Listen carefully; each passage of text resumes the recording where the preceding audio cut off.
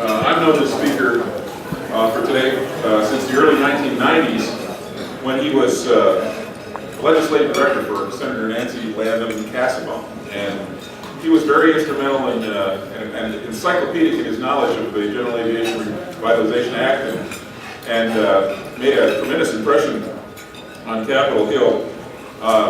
He's one of those guys that kind of has an appeal for those of us from Kansas anyway. He's a native of Kansas. He's a KU grad.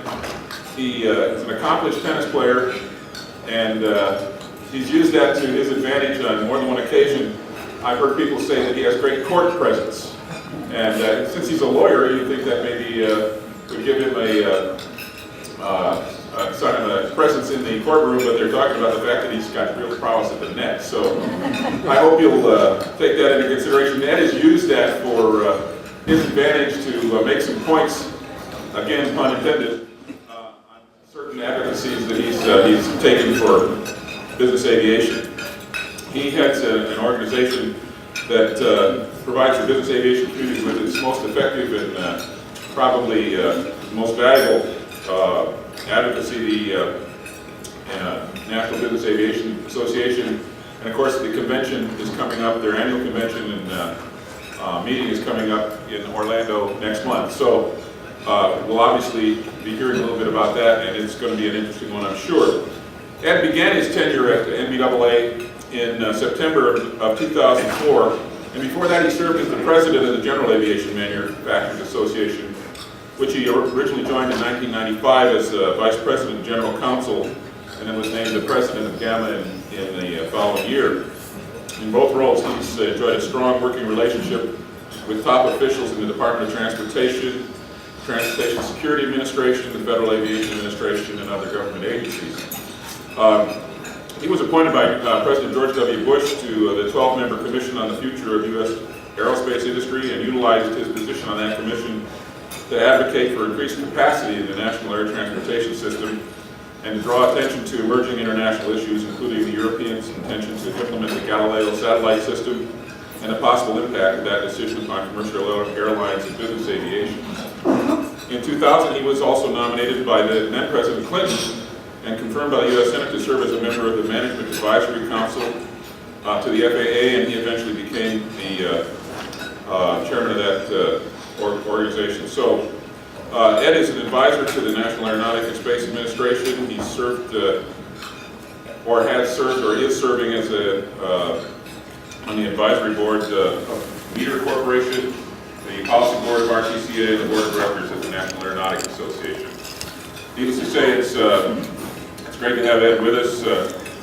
I mentioned that he served with Senator Cassavant before he held the two positions that we just talked about, so it's great to welcome a Kansan here and a KU grad, and he went to Tulane University as well. So if anybody out here from the Green Wave, let's welcome Ed Bolen. Well, thank you, Dave, and thanks all of you for giving me the opportunity to come home to Wichita and to speak to the Wichita Aero Club. I was excited when Dave called me and told me that this organization was going to be forming and that I was going to have an opportunity to speak in its first year, because it is hard to imagine a more appropriate place for there to be an aero club than the air capital of the world. So, Ed, you need your mic on. I know which one. All three. I'm wearing three, so you'd think one of them would pick something up. Anyway, it's nice to be here. It's nice to be back in Kansas. I thought I would go through and talk a little bit about business aviation. As Dave mentioned, I have the opportunity to lead the National Business Aviation Association, which has been an association that has been around since World War II. And a lot of people say, if you're representing business aviation, how do you do that? How do you set your priorities? What's your agenda? And it's really pretty simple. Since 1947, NBAA has really had one specific purpose, and that is to foster an environment that allows business aviation to thrive. Sometimes that means trying to do things to stimulate our industry, such as the General Aviation Revitalization Act or accelerated depreciation. Sometimes it means trying to keep bad things from happening, like user fees. But at the end of the day, at NBAA, in our community, our goal is try to foster an environment that allows business aviation to thrive. Now, the way we do that depends on the times, but what I want to talk about today is really three things. Promoting a positive image for business aviation. I want to talk about some of the issues where we were advocating for business aviation. And I want to talk a little bit about how we develop and identify best practices. Now, unless you've been living under a rock, you know that the image of business aviation has been under attack. It's been under significant attack lately. But this didn't just start recently. This started in a very methodical, planned way about 3 years ago. 3 years ago, the nation's big airlines called a press conference in Washington, D.C. And they said at that press conference that they had a couple of legislative goals.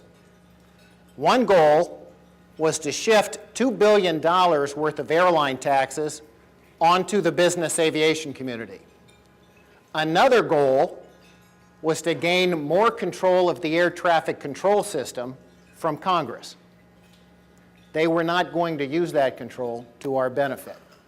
So clearly we have the big airlines saying we want to shift taxes to business aviation and we want more control over where business aviation operates.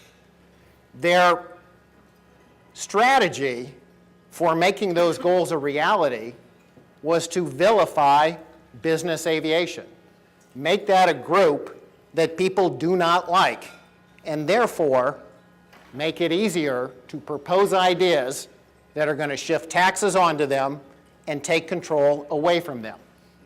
And so starting 2 years ago, the nation's big airlines began running a series of video ads, television ads, at all of the nation's airports. All of you have been to an airport, you see CNN Airport News. It runs the day's headline news, but then it goes to special commercials made for those airports. This is the ads that the airlines paid to have run.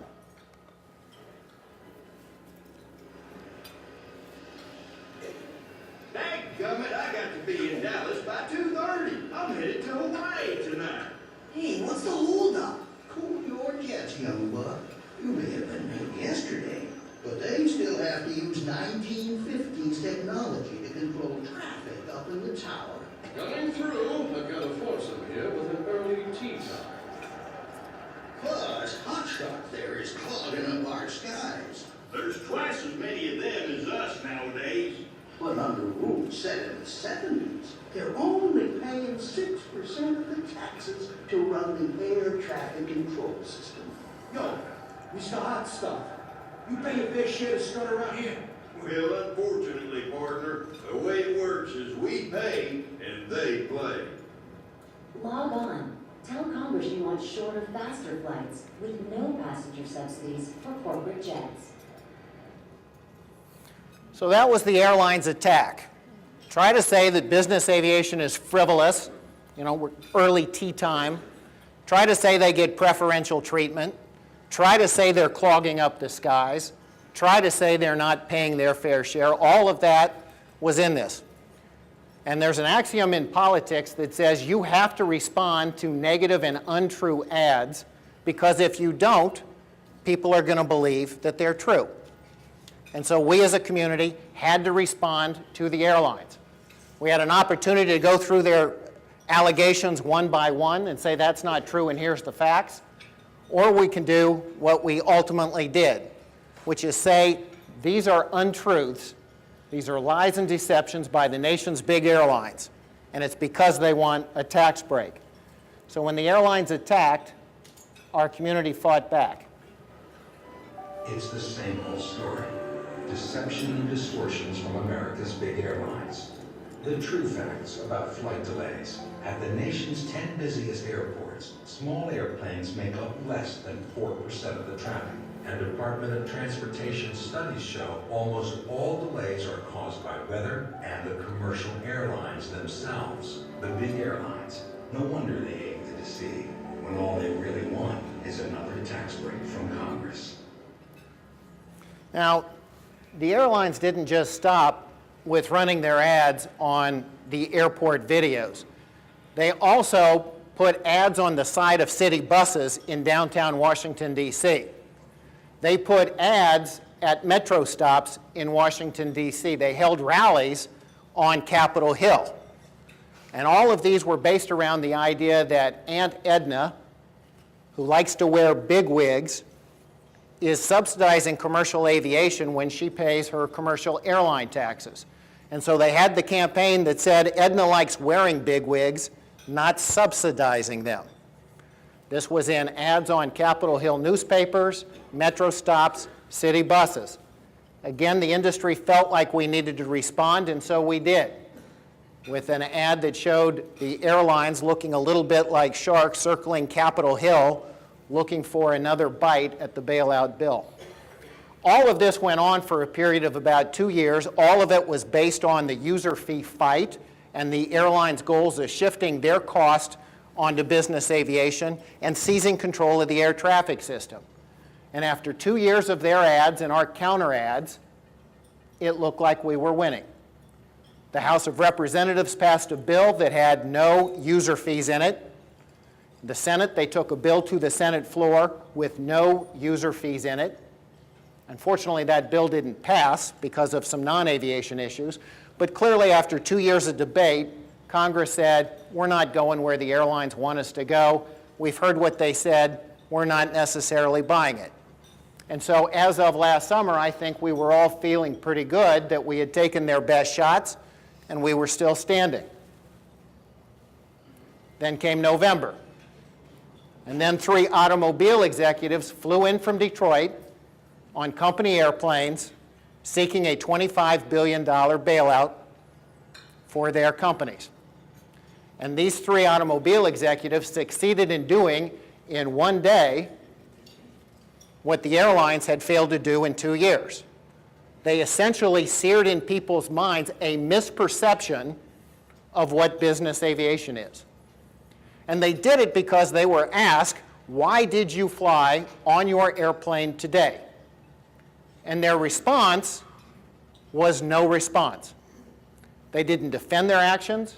They didn't explain their actions. They didn't justify their actions. And so the message that went out is, if they didn't explain it or justify or defend it, then it must not be defensible. It must not be justifiable.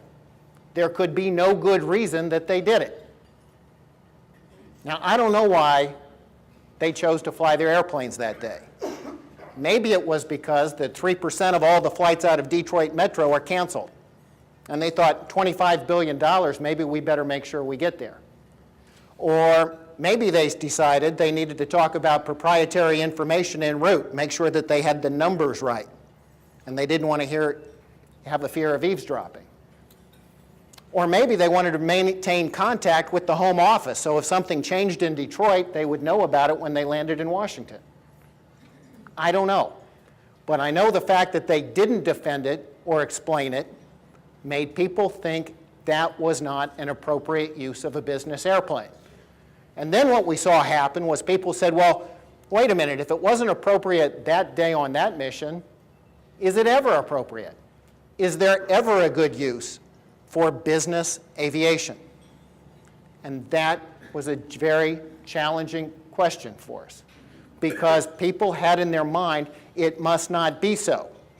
Congress began to have that in their mind, and they began to consider proposals that not only would have forced the automobile manufacturers to divest of their airplanes, they started talking about forcing any company receiving federal assistance to divest of their airplanes. They had in their minds that these planes are excessive, unnecessary, and in the way.